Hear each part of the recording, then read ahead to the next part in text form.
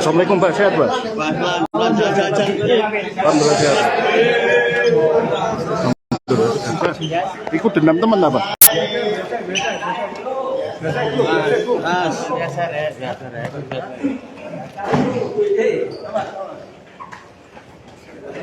Mundur. Waduh, kan pembatas ya. Los. Turun, Pak.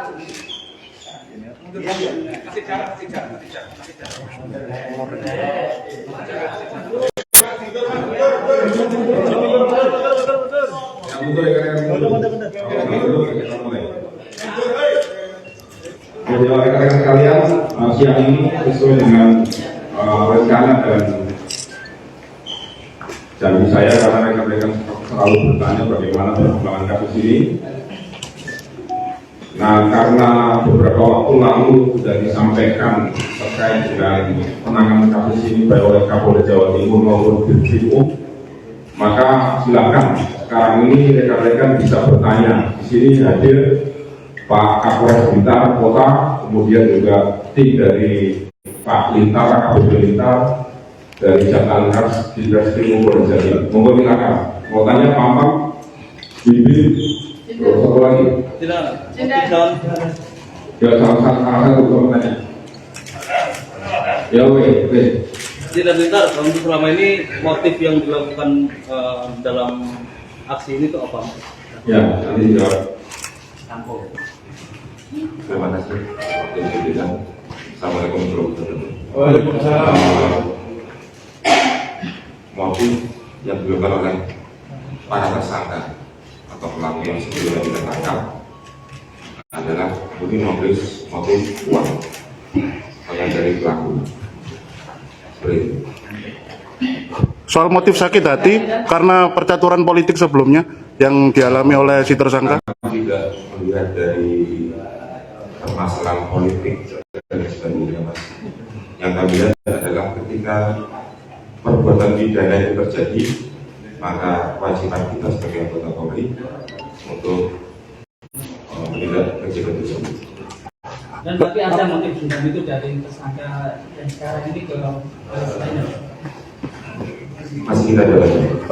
Dan untuk alasan si tersangka membagi informasi terkait seluk-beluk rumah dinas kepada 5 eksekutor itu apa nih alasannya? Masih kita dalami.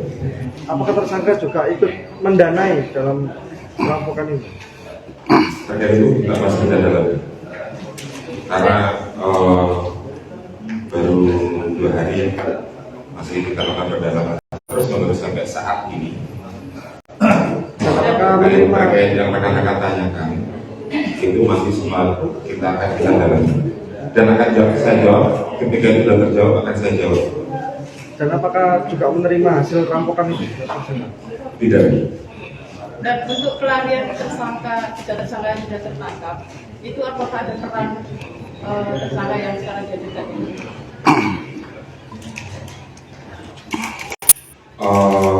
Dari pemeriksaan TSK-MSA tidak, tapi akan tetap kita dalami. Untuk pembelian senjata apa? Termasuk pembelian senjata api dan sebagainya akan kita dalami. Dan apakah benar tersangka Samanudin ini membagi informasi seluk-beluk rumah dinas kepada Mujiadi, tersangka eksekutor selaku otak dari perampokan itu? Dari keterangan tersangka N dengan A benar. Dan ini kan direncanakan mulai dari dalam lapas karena mereka semua bertemu di artinya setelah mereka keluar dari lapas sebelum eksekusi, apakah sudah ada pertemuan lagi dan Mereka siapa? tersangka dengan tersangka yang sebelumnya dengan tersangka Tidak ada pertemuan. Pencetus ide perampokan itu siapa? Seperti yang teman-teman sudah ketahui sebelumnya,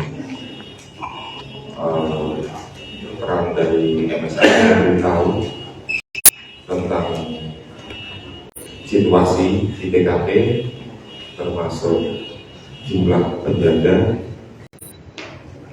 dan tempat-tempat yang ada di TKP. Ide rumah dinas itu dari siapa? Tidak ide ya, memberitahu.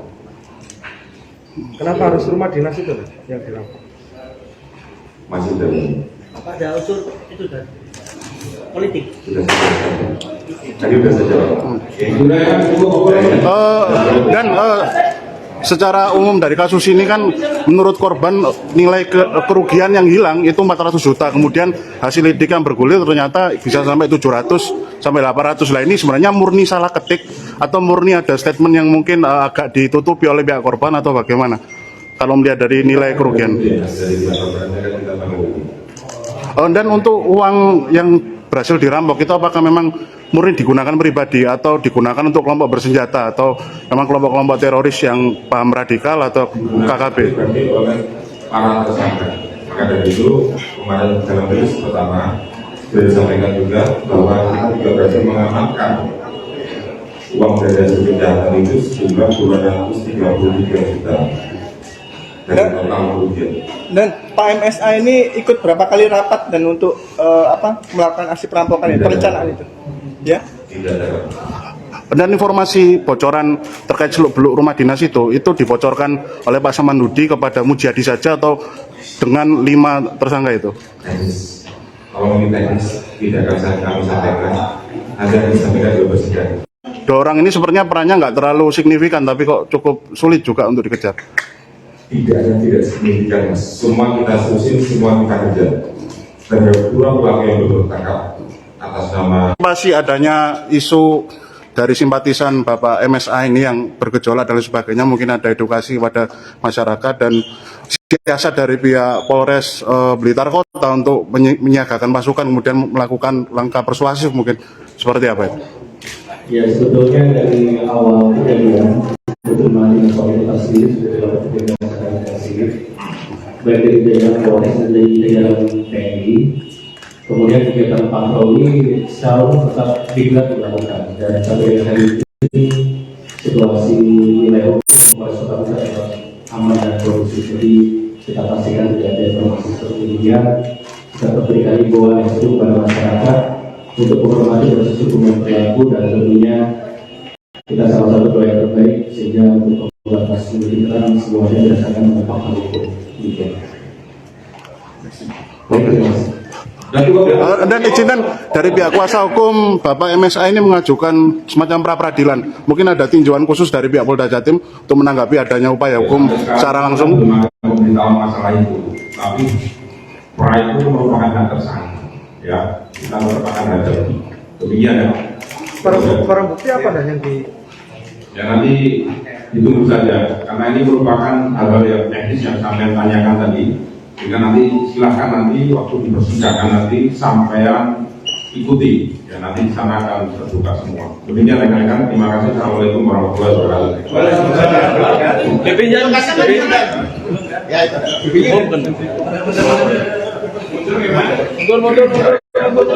Dibalik dah. Itu tersangka bisa diambil di tengah, jangan sampai depan. Itu tersuruh.